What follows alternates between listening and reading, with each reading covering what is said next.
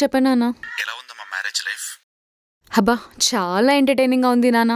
ఇలా ఉంటుందని అస్సలు ఎక్స్పెక్ట్ చేయలేదు. అసలు నీకు వీడేలా నచ్చాడు నాన్న? నాకు నచ్చడం ఏముంది తల్లి,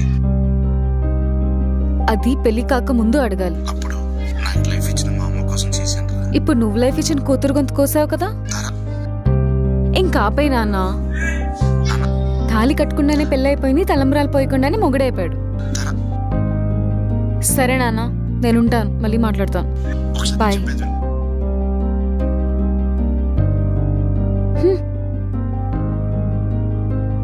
ఏంటలా తొంగి తొంగి చూసేస్తున్నావు దొంగలాగా? అంటే ఏం లేదు, మీకు సారీ చెప్దామని. ఏ? అంటే ఇందాక ఆంటీ అన్నాను కదా, అందుకు. శోభన్, ఈవిడెంట్ లోపలికి వచ్చింది. శోభన్, ఆంటీ, ఆంటీ రండి. ఏమ్మా ఈ మధ్య అసలు మా ఫ్లాట్కి రావట్లేదు?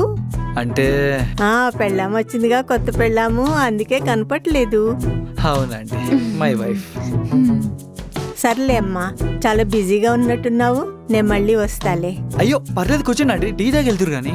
పర్లేదులేమ్మా, బిజీగా ఉన్నట్టున్నావుగా. అయ్యో పర్లేదండి, కూర్చోండి. కొంచెం ఆంటీని చూసుకోవా? 2 minutes ఆంటీ.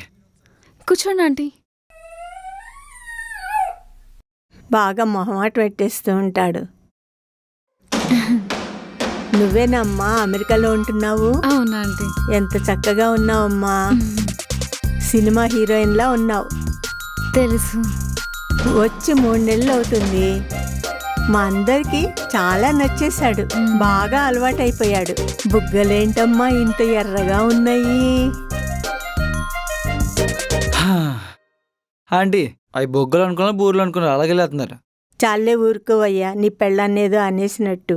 సర్లే, కాఫీ తాగండి.